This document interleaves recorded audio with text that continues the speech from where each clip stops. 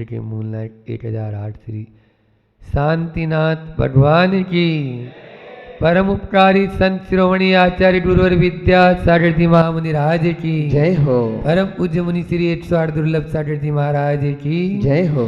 परम पूज्य मुनि श्री 108 संधान सागर जी महाराज के, समस्त मुनि संघ के जय। हम सब गुरुकुल में बैठे हैं तो गुरुकुल की ही बात करनी है। प्रतिदिन वही कर रहे हैं कि किस प्रकार से हम अपने जीवन को उन्नति के शिखर तक ले जा सकते हैं, या अपने जीवन की यूं कहें शुरुआत कर सकते हैं। अन्यथा अभी तो चल रहे हैं लेकिन लक्ष्य का पता है, बोलो, नहीं है। गुरु और शिष्य दोनों चले जा रहे थे। गुरु और शिष्य दोनों चले जा रहे थे। शाम को संध्या वंदन का समय हुआ। दोनों एक स्थान पर भक्ति के लिए बैठ गए। जंगल था लेकिन खाली स्थान जहाँ नजर आया वहाँ पर दोनों ने अपना आसन लगाया और बैठ गए। जो ही भक्ति के लिए उद्यत हुए, गुरु तो लीन हो गए, शिष्य होते ही हैं। हम भी प्रार्थना कराते हैं तो कई बार देते हैं ना, आँख खोल खोल के देते रहते हैं। कोई एक आँख खोलता है, कोई दोनों आँख खोल लेता है। तो ऐसे ही वो आँख खोला, सामने से शेर आता हुआ नजर आया। उसने गुरुजी को बोला, गुरुजी शेर आ गया। गुरुजी ने कोई जवाब नहीं दिया। थोड़ी देर बाद देखता है शेर उधर ही आ रहा है। अब शेर सामने हो तो क्या हालत होगी? बोले कुछ नहीं महाराज, पैंट गीली हो जाएगी। वो शिष्य अपने आप को बहुत संभाला। गुरुजी वो तो बिल्कुल पास में ही आ रहा है। गुरुजी ने कोई जवाब नहीं दिया। गुरुजी आपकी आप जानो, मैं तो जा रहा हूं। वो खा जाएगा, आपकी आप जानो। अब वो गुरु को छोड़कर कहाँ चला गया? पास ही में बाजू में बहुत बड़ा पेड़ था, उस पेड़ पर चढ़ गया। अपनी सांस रोककर वो उस शेर को देखे जा रहा है, देखे जा रहा है कि अब तो गुरुजी को अंत होने वाला है, यह गुरुजी को खा जाएगा। इतना उसने सोचा। शेर आया, गुरुजी को सूंघा। गुरुजी अपनी भक्ति में लीन थे। 3 प्रदक्षिणा दिया, प्रणाम किया और जहां से आया था वहां पर ही वापस चला गया। इधर वो जो पेड़ पर श्वास रोककर ये सारा का सारा नजारा देख रहा था, शिष्य नीचे उतर के आया। इतने में गुरुजी की भक्ति भी पूर्ण हो गई। गुरुजी अपना उठाए डंडा और अपना झोला और चल दिए। इधर शिष्य भी साथ साथ चलता जा रहा है। अभी थोड़ी दूर भी नहीं पहुंचे, 10-20 कदम चले होंगे और एक मच्छर गुरुजी की बाह पर आकर बैठा। गुरुजी ने अपने रुमाल से, हाथ से धीरे से उसको बहुत कोमलता से अलग कर दिया। इस बीच गुरुजी जो चर्चा कर रहे थे शिष्य से, तो शिष्य बोलता है, अभी गुरुजी एक शेर आया था, आया होगा, मैंने आपसे बोला था, बोला होगा, आपने नहीं सुना, नहीं सुना होगा। मैंने बोला आपकी आप जानो, मैं तो पेड़ पे चढ़ रहा हूं, चढ़ गया होगा। पेड़ पर चढ़कर मैंने देखा शेर आपके पास, आपको सूंघा, सूंघा होगा। उसने 3 प्रदक्षिणा लगाई, प्रदक्षिणा लगाई होगी और शेर वापस जहाँ से आया वहीं चला गया, चला गया होगा। इतनी बात चली रही थी और वो मच्छर आके बैठा। गुरुजी ने अपने कोमल हाथों से मच्छर को हटाया। तो अब शिष्य से नहीं रहा गया और वो बोलता है शिष्य, गुरुजी हद हो गई, अभी शेर आया था तो आपको कोई मालूम नहीं, और एक छोटा सा मच्छर आपकी बाहों पर बैठा, सो आपने अपने हाथ से उसको हटाया, ये मैं स्वयं देख रहा हूं। तो गुरुजी ने क्या जवाब दिया पता है? सुन रहे हो बच्चों? गुरुजी ने बहुत अच्छा उत्तर दिया, आप सब लिख लेना। गुरुजी ने बोला, बेटा उस समय मैं भगवान के साथ था और अब तेरे साथ। गुरुजी ने क्या जवाब दिया? उस समय मैं भगवान के साथ था, इसलिए शेर भी आया तो मुझे मालूम नहीं चला, और अब तेरे साथ हूं इसलिए मालूम चला कि मच्छर का भी मालूम चल रहा है, मच्छर बैठा है। हम जब भगवान की भक्ति में लीन हो जाते हैं, हम अपने उपयोग को डाइवर्ट कर देते हैं, तो बड़ी से बड़ी घटना भी हमें प्रभावित नहीं कर सकती है। और यदि उपयोग को हम डाइवर्ट नहीं करते हैं तो छोटी सी घटना में भी तिल मिला उठते हैं, तिल मिला उड़ते हैं, हमें हिला डाल देती है। इसलिए बंधुओं, आज अपन यहाँ पर फिर से बैठे हैं कुछ नया सीखने के लिए। तो यह बात अपने दिल और दिमाग में बैठा लें कि हमें भगवान के साथ में रहना है या संसार के साथ में रहना है। भले ही हम रहे संसार के साथ में, मना नहीं है, अजनास वाले भी बैठे हैं, मना नहीं है, लेकिन इस बात को अपने दिल और दिमाग में अच्छे से बैठा ले कि साथ कौन दे पाएगा, भगवान या संसार? बोलो।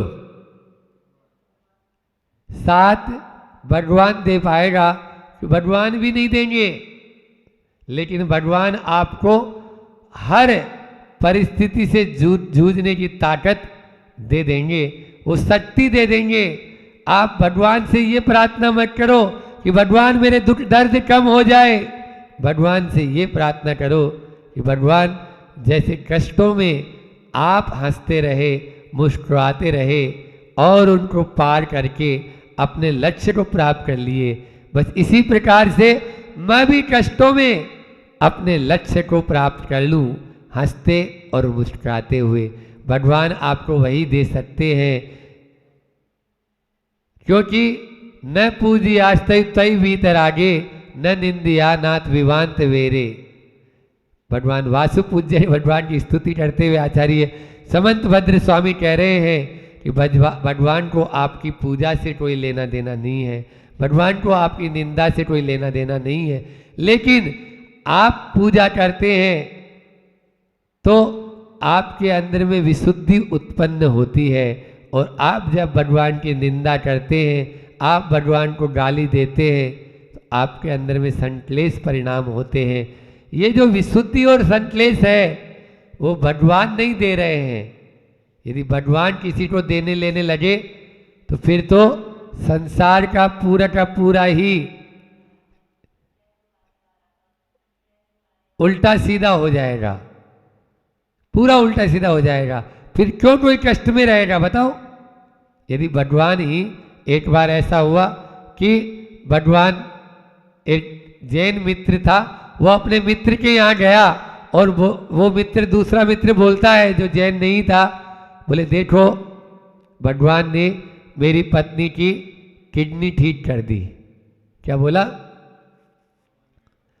भगवान ने मेरी पत्नी की किडनी ठीक कर दी। बोले यदि ठीक ही कर, भगवान जो है ठीक ही कर दी तो फिर खराब क्यों की थी? भगवान ने ठीक कर दी तो खराब क्यों की थी? इसलिए खराब करने वाला भी भगवान हो जाएगा, ठीक करने वाला भी भगवान हो जाएगा।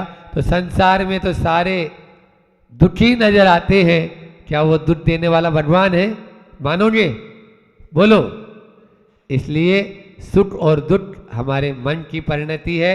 आज अपन गुरुकुल में एक नई शुरुआत करते हैं कि आप सभी यहाँ पर अपना घर परिवार छोड़कर पढ़ाई के लिए आए हो, तो जिंदगी में याद रखना 3 चीज़ को कभी न भूलना: माता, पिता और गुरु के उपकार को कभी मत भूलना। क्या बोला मैंने? माता पिता और गुरु के उपकार को कभी मत भूलना। उपकार भूल जाओगे तो आप कृतज्ञ कहलाएंगे, और उपकार को याद करेंगे तो आप कृतज्ञ कहलाएंगे। कृतज्ञ होना जरूरी है। कृतज्ञ यदि नहीं होंगे तो ये समझ लीजिए आप उस स्वान से भी गए बीते हैं। जो एक रोटी का टुकड़ा डाल देते हैं तो हमेशा हमेशा आपके आगे पीछे धूम, अपनी धूम हिलाता रहता है। धूम जानते हो क्या होती है? पूंछ हिलाता रहता नहीं होता है। रात्रि में आपके दरवाजे के बाहर रहकर आपकी सेवा करता रहता है। जिन्होंने जन्म दिया, जिन्होंने जीवन दिया, जिन्होंने संस्कार दिए, जो जन्मदाता है, जीवन दाता है, संस्कार दाता है, उनको कभी भी मत भूलना। लेकिन क्या करें, बलिहारी है आज की शिक्षा की। हम तो इंग्लिश शिक्षा के लिए बोलेंगे, यहाँ गुरुकुल की शिक्षा के लिए नहीं बोलेंगे, कि जो माता पिता या जिस माँ ने 9 महीने अपने पेट में रखा, जब बड़ा हो जाता है बच्चा अपने फ्लैट में रखना भी भार समझता है। जिस माँ बाप ने अपने पेट में रखकर आपको पाला पोसा बड़ा किया, बड़ा होने के बाद में फ्लैट में नहीं रह पाता है। जिन्होंने आपको लायक बनाया, बड़े होने के बाद में आप ही उनको बोलो, हम नहीं बोलेंगे। क्या समझने लग जाते हो? नालायक बोल रहा है। कौन बोल रहा है? नालायक समझने लग जाते हैं। ऐसा करेंगे, ध्यान रखना, माता पिता ने आपको केवल जीवन और जन्म और संस्कार ही नहीं दिया, आपका पालन पोषण भी किया है। उन दिनों को याद करो जब जलती हुई गैस की ओर आपके हाथ लपके और माँ ने तुरंत देखा, आपको तुरंत उठा के अलग कर दिया, क्योंकि आपको तो इतनी भी सद्बुद्धि नहीं थी कि गैस में हाथ डाल दूंगा तो जल जाऊंगा। उन दिनों को याद करो जब छत की दूसरी मंजिल पर आप चढ़े और उस दीवार से नीचे की ओर आप पांव कर ही रहे थे, पिता ने तुरंत आपको पकड़ लिया, बेटा क्या कर रहा है, नीचे गिर जाएगा तो तुम्हारा अंत ही हो जाएगा। उस दिन को याद करो जब तेज रफ्तार से चलते हुए ट्रक को देखा और आप गली के बाहर, गली में उस ट्रक के सामने की ओर जाने लगे, तो तुरंत माता पिता ने पकड़ के आपको अलग कर लिया। अभी तो वो ट्रक आपके ऊपर से चला जाता। यदि वो दिन, वो आपको, यदि आपके माता पिता नहीं बचा पाते तो क्या आज आप होते? बोलो बच्चों, फिर क्यों? अरे उस नारियल से भी गए बीते हो क्या? जो नारियल अभी सम्यक कौमुदी जन चल रहा है, वो संस्कृत की कारिका है, बहुत अच्छी कारिका थी, लेकिन वो कारिका तो मुझे याद नहीं है, उसका भाव याद है। 2-3 दिन पहले ही स्वाध्याय में आई थी, जो मध्याह्न में जो हम स्वाध्याय करते हैं, उस स्वाध्याय में सम्यक कौमुदी बहुत बेजोड़ ग्रंथ है, हर बच्चे को पढ़ना चाहिए। सम्यक कौमुदी ग्रंथ है, अपना आचार्य ने अपना नाम तक नहीं लिखा उसमें। कौन आचार्य ने लिखा? संकलित किया हुआ है, नीति ग्रंथ है। इतनी संस्कृत की कारिकाएं हैं, कुछ बच्चे आते भी हैं उसमें स्वाध्याय में। तो उस नारियल से भी गए बीते हो क्या? जो बचपन में जड़ों से पानी पिया, जिन्होंने उसको पानी से सिंचित किया, जब बड़ा हो जाता है तो प्रतिदिन वो नारियल देता है। नारियल देता है कि नहीं देता है? अपने सिर पर उन नारियल का भार वहन करता है। आप तो 1 किलो वजन सहन नहीं कर पाओगे, लेकिन वो पेड़ 50, 60, 100 है, 200 नारियल। आप लोगों ने नारियल का पेड़ देखा? कभी केरल कर्नाटक की यात्रा पे जाओ तो झूमते हुए नजर आते हैं वो पेड़। तो उन किसान को, उस माली को प्रतिदिन वो नारियल में पानी भर भर कर लौटाता रहता है, भैया तूने पानी पिलाया था, आज मैं अब तुम्हें पानी पिला दूं। हर बात को भूलना मगर माँ बाप को कभी मत भूलना। हम सब बच्चों से यही कहना चाहते हैं। इन 7-8 दिन का जो हमारा ये एक हफ्ता का, आजकल तो वनडे सीरीज चलने लगी अब तो, है ना, वनडे सीरीज नहीं, वीकली सीरीज या 20-20 मैच होता है। तो इसी प्रकार से यहाँ भी 7 दिन हुए, अष्टमी को आए थे और आज चतुर्दशी हो गई है। तो सप्तमी से चतुर्दशी तक आप लोगों ने बहुत कुछ सीखा है। आज अंतिम यह वक्तव्य आप लोगों के लिए कि हर बात को भूल जाना, लेकिन माँ बाप को कभी मत भूलना, मत भूलना, क्योंकि उनका जीवन में बहुत बड़ा उपकार है। एक कहानी याद आई, कैसा होता है कि जब युवक 20 साल का हो जाता है और किसी युवती के चक्कर में आ जाता है, तो वो सब चीज़ें भूल जाता है जो 20 साल तक उसके साथ में गुजरा है। 20 साल तक उसके साथ में जो हुआ वो सब भूल गया। 20 दिन के प्यार में 20 साल मिट्टी में गवा देता है। 20 दिन के प्यार में या 2 दिन के प्यार में 20 साल का वह उपकार किस प्रकार से हम गवा देते हैं कि युवक को अभाव में, माता पिता बहुत गरीब, कुछ भी नहीं, है ना, यहाँ गुरुकुल के बच्चे अच्छे सुन रहे हैं, कुछ भी नहीं, तो माता पिता अभाव में भी अपने भोजन को कम करके, अपनी रोटी को, पानी को कम करके उन बच्चों को पढ़ाया लिखाया, और पढ़ा लिखा कर एक बच्चा उसमें से वकील बन गया। क्या बन गया? वकील बन गया। अब वहाँ पर शहर में रहने लगा, एक लड़की के साथ में प्यार हुआ और उसी का हो गया। अभी तक तो बूढ़े किसान जो माँ बाप थे उनके लिए लिफाफा भेजता था, लेकिन अब लिफाफा भी बंद हो गया। काय के लिए भेजे? अभी तक वो थोड़ा बहुत भेजता रहता था कि चलो उनके लिए कुछ भेज दूं, अब वो भी नहीं भेजता। ऐसी घटना। और देखो अभी आप लोगों को बहुत इसमें मर्म छेदक ये घटना है कि माता पिता हमेशा बेटे का हित ही चाहते हैं, हित ही चाहते हैं। माता पिता गुरु कभी भी गलत नहीं चाहेंगे। आप लोग गाड़ी चलाते हो, है ना, अब वो लाल लाइट, रेड लाइट आपके लिए अच्छी है या बुरी है? बोलो। अरे इसी को भी अभी जलना था, हाँ, और आप उस लाल लाइट का यदि उल्लंघन करेंगे तो क्या होगा? सब बच्चों से पूछना चाहता हूँ।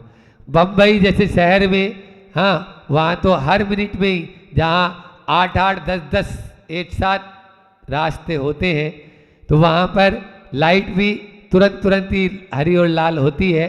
तो लाल लाइट का उल्लंघन करेंगे तो क्या होगा? बोलो। एक्सीडेंट, आपका जीवन खतरे में हो जाएगा, आप असुरक्षित हो जाओगे।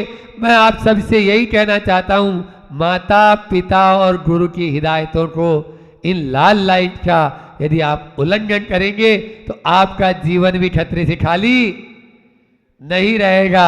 इसी प्रकार से वह बेटा अभी तक पिताजी को लिफाफा भेजता था, अब नहीं भेजा, लेकिन फिर भी माता पिता का जो है प्यार बेटे के प्रति कम नहीं हुआ। नहीं, कोई कंडीशन हो गई होगी, हो सकता है डाकिया लाके नहीं देता होगा अपन, तो गांव वालों ने पैसा उड़ा के और पत्नी के प्रभाव से, प्रेरित करने से वह शहर की ओर गया। इतना पैसा था ही नहीं कि शहर चला जाए। शहर में भी अब कहाँ रहता है पता नहीं है, तो पता पूछता पूछता वो सोचा कि भाई माना हुआ वकील है, कोई भी बता देगा बेटे का एड्रेस, तो ये वकील साहब कहाँ रहते हैं? यहाँ रहते हैं। जैसे ही वो पहुंचा, कचहरी का समय था, उसी समय बाहर निकलना हुआ, अच्छा काला कोट और पेंट पहने हुए, टाई लगाया हुआ और सुटेड़ बुटेड़, और गाड़ी बाहर खड़ी है। इधर पिताजी की दृष्टि बेटे पर पड़ी। ओ हो, मेरा बेटा जिसको वर्षों से नहीं देखा था। जैसे ही बेटे की दृष्टि थोड़ी बहुत पड़ी, लेकिन बेटे को कोई मतलब नहीं, वो क्योंकि वो वकील है और तुरंत जाना है। गाड़ी का दरवाजा खोला और गाड़ी में बैठा और फुर्र चला गया। अभी भी पिता का प्यार बेटे से कम नहीं हुआ। बोले नहीं, जल्दी में होगा इसलिए चला गया। चलो कचहरी चलता हूँ, वहीं पर भी मुलाकात भी हो जाएगी, बातचीत भी हो जाएगी। वो कोर्ट पास में ही था, कचहरी पास में ही थी, वहाँ गया और देखता क्या है, दरवाजे के ऊपर फटी सी धोती पहन रखी थी, कुर्ता पहन रखा था।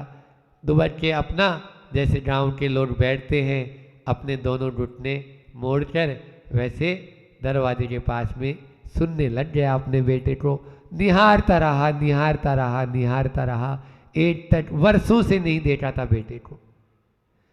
इधर जो वकील साहब थे वो अपनी जहज में लग गए, हाँ केस में लग गए, और जज साहब सामने से बैठे बैठे सारा नज़ारा देख रहे हैं। सामने जज साहब, अब इनकी तो पीठ है, लेकिन पीठ क्या मतलब ऐसे साइड से थे, और वो जज साहब सामने से देख रहे हैं कि वो जो बूढ़ा आदमी बैठा है वो केवल मात्र और केवल मात्र वकील साहब को देख रहा है। सुन रहे हो बच्चों? अब वकील साहब को देख रहे हैं, देखे जा रहा है। इतने में जज साहब ने बीच में ही बात को रोकते हुए, जो केस चल रहा था उस केस में से दोनों जो वकील खड़े थे उनमें से एक वकील की तरफ इशारा करते हुए कहा, ऐसा लगता है, जज साहब बोलते हैं कि वकील साहब वो जो गेट पे बैठे हैं वो आपके कोई बहुत परिचित हैं, वो आपके कोई बहुत परिचित हैं। वकील साहब जैसे ही मुड़ के देखते हैं, पिताजी हैं, लेकिन बोलेंगे कैसे, सारी की सारी इंसल्ट हो जाएगी, और उनके ऊपर तो घड़ों पानी डाल दिया हो, ऐसा बिल्कुल पसीना आ गया, और तुरंत समझ के बोलते हैं, हाँ वो मेरे गांव का आदमी है। क्या बोला? मेरे गांव का आदमी है। वो गरीब जरूर था, लेकिन भीतर में स्वाभिमान था, और स्वाभिमान से भरकर अभी तक तो उसको लग रहा था कि बेटा मेरे से बात करेगी। अब जब शब्द कानों में आ चुके हैं कि मेरा गांव का आदमी है, इतना सुनते ही वो खड़ा होता है बूढ़ा आदमी, और तेज कड़कती हुई आवाज में बोलता है, ठीक कहता है ये वकील, मैं इसके गांव का तो आदमी हुई, इसकी माँ का भी आदमी हूं। ठीक कहता है ये वकील, मैं इसके गांव का तो आदमी तो हुई, मैं इसके माँ का भी आदमी हूं।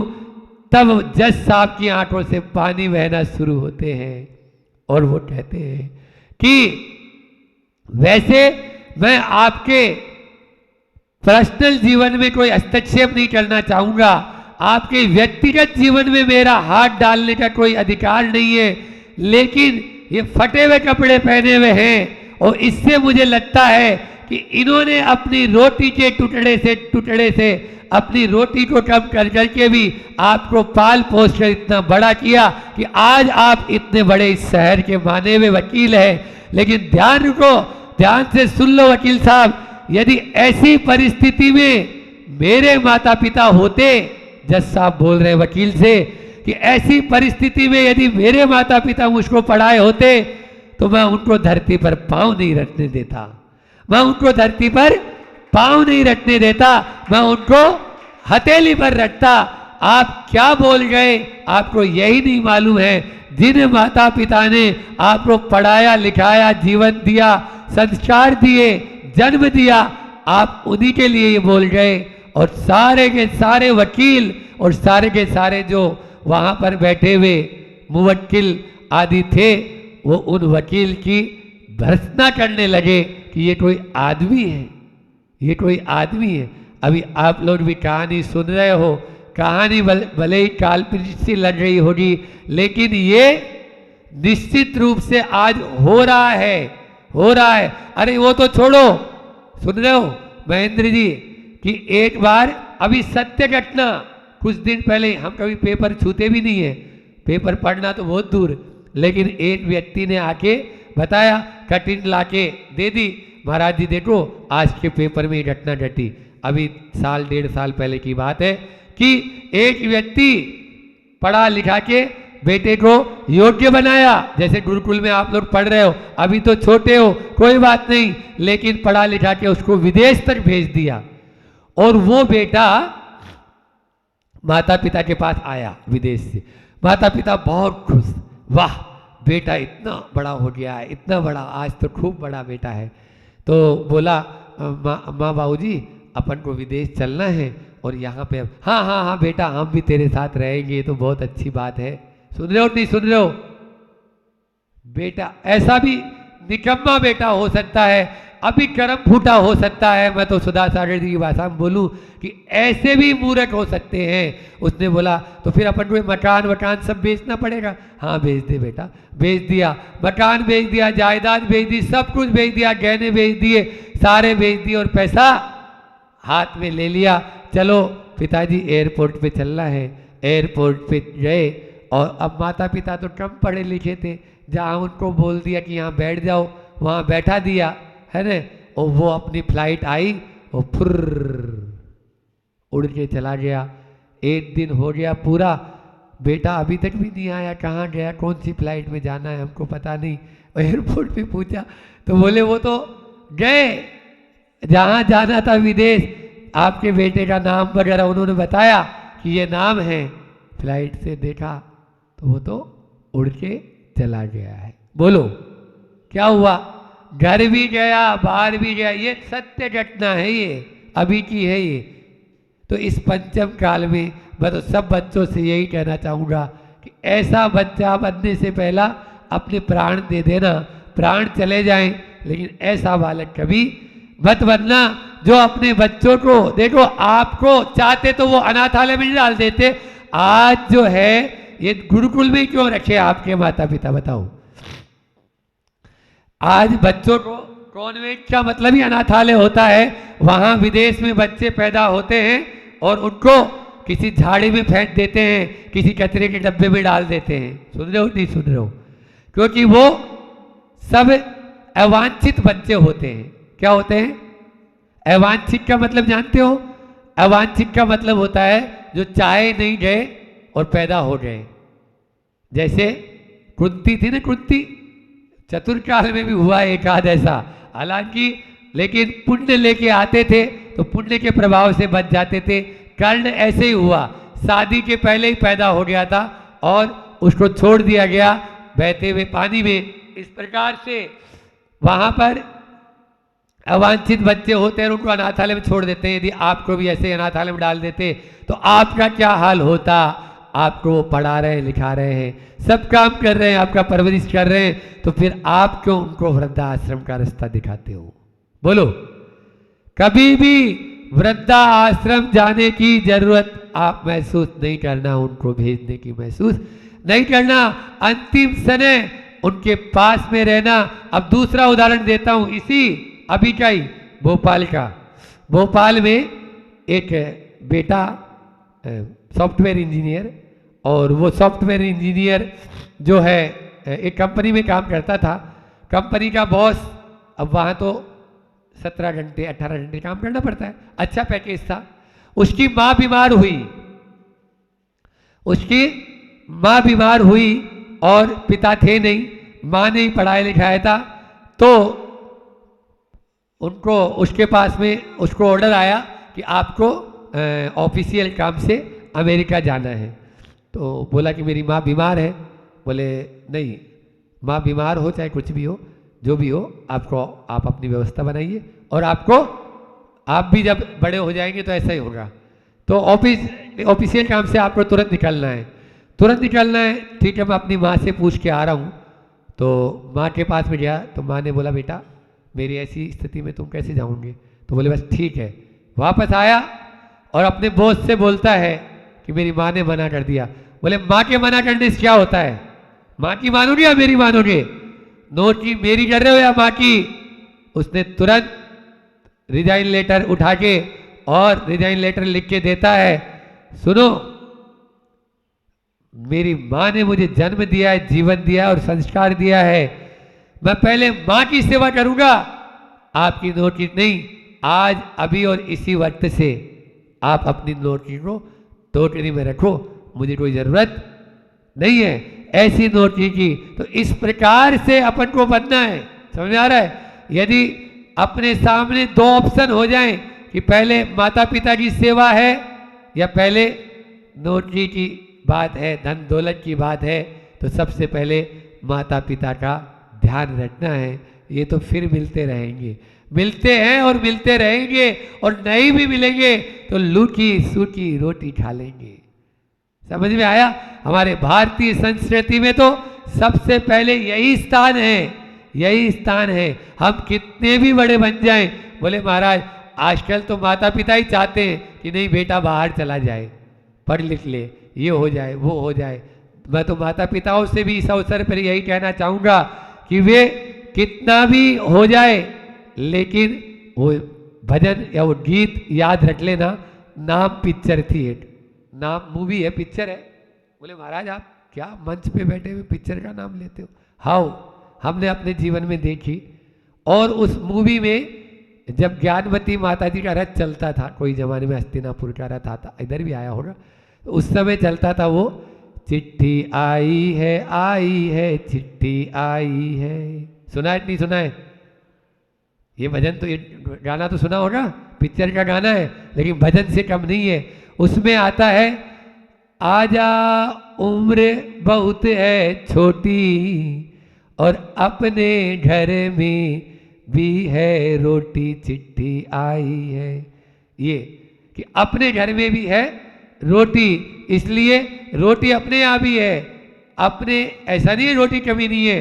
तो ये अपन को ध्यान में रखना है कि हमें करना क्या है।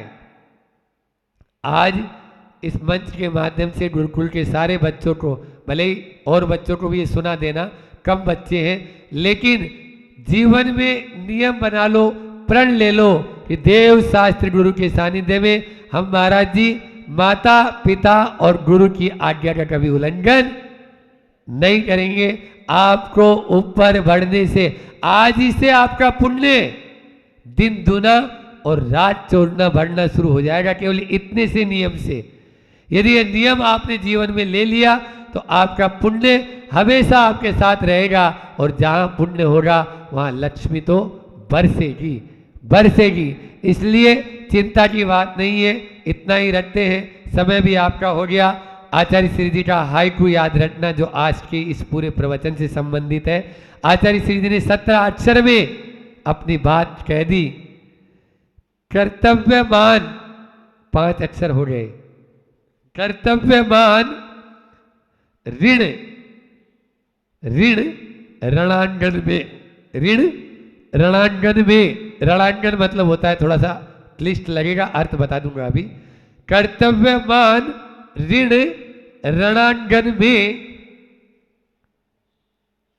पीठ नहीं दो, रणांगन में पीठ नहीं दो। जैसे जीवन एक रणांगन है और उस जीवन जो एक रणांगन है उसमें आपको बहुत सारी असुविधाएं होती है। युद्ध, रण यानी युद्ध होता है, युद्ध के क्षेत्र में पीठ दिखाना अच्छा है, बोलो। ऐसे ही माता पिता को साथ में रखने में आपको बहुत सारी कठिनाई आएगी, आने दो, लेकिन कर्तव्य मान लेना और उनके उपकारों को याद रखना। उपकारों को याद रखोगे तो आपको वो सारी की सारी कठिनाइयाँ, सारी की सारी समस्याएं आपके लिए सफलताओं में बदल जाएगी। समस्याओं को सफलता में बदलना चाहते हो तो अपने माता पिता और गुरु की आज्ञा में रहना, यही आप सबके लिए उपदेश है, यही आप सबके लिए संदेश है। इसी में हम सबकी भलाई है, इतना ही रखते हैं। बोलिए अहिंसा परमो धर्म की जय। आचार्य गुरु और विद्यासागर जी महामुनिराज की जय हो। दोनों हाथ। ज्ञान के प्रकाश वे को आपा पर भास वे को भानु सी बखानी है। छऊ द्रव्य जान वे को बंद विधि भान वे को स्वपर पिछान वे को परम प्रमाणी है। अनुभव बताए वे को जीवों के जताए वे को काहू न सताए वे को भव्य उरे आनी है। जहाँ तहाँ तार वे को सुख विस्तार वे को यही जिनवाणी है। एक बेनाड़ा जी की बहुत अच्छी जिनवाणी स्तुति है। सांगानेर के बच्चे तो बहुत अच्छे करते हैं, वो बहुत ही अच्छी अपन सब करते हैं।